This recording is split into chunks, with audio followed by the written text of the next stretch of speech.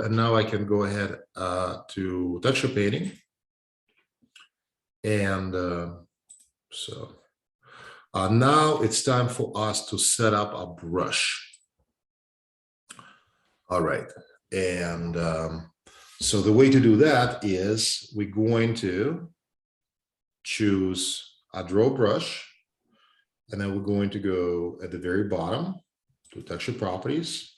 We're going to change this setting from brush to brush mask. And where it says new, we're going to make a new one. And then we're going to open the brush texture that we saved.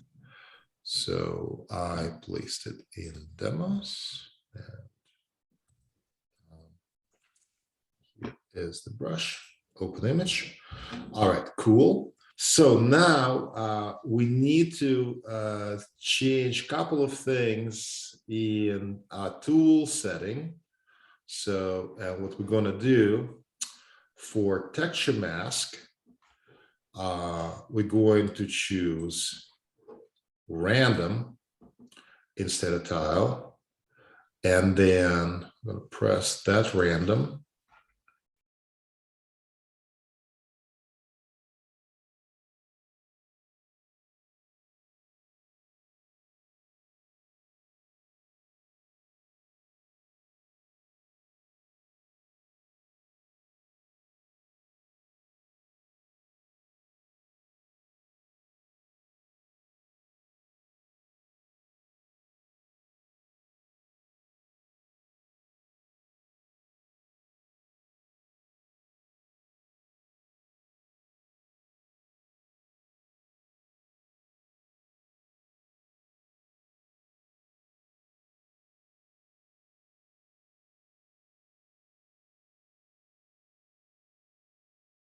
When you paint your textures, it is important to make sure that your textures are being saved, right? Because all of this work will be for nothing if we don't actually save this texture.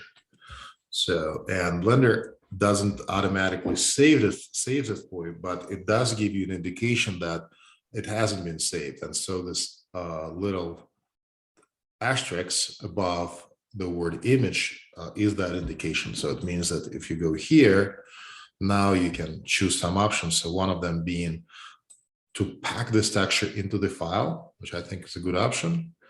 And then we also want to save this texture.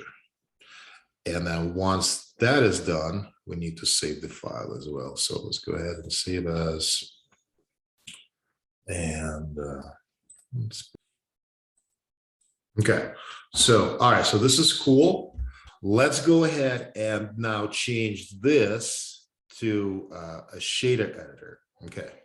So, and now what we got going on here is we got a mask. So now we can mix this guy with something else. So, and that something else, I think, should be, so I'm going to duplicate this guy.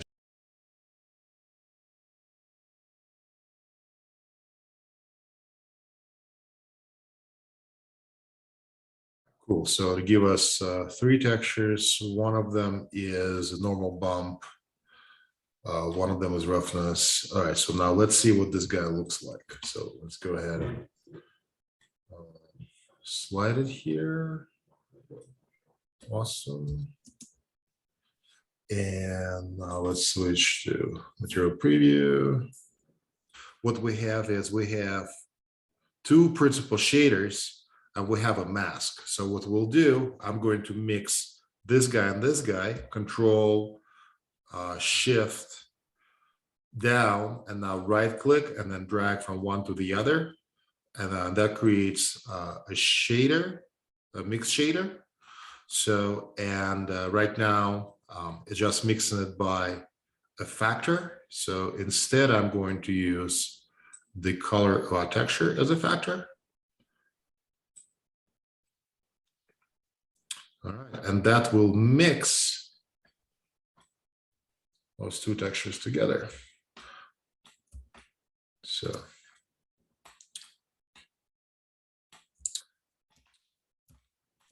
All right.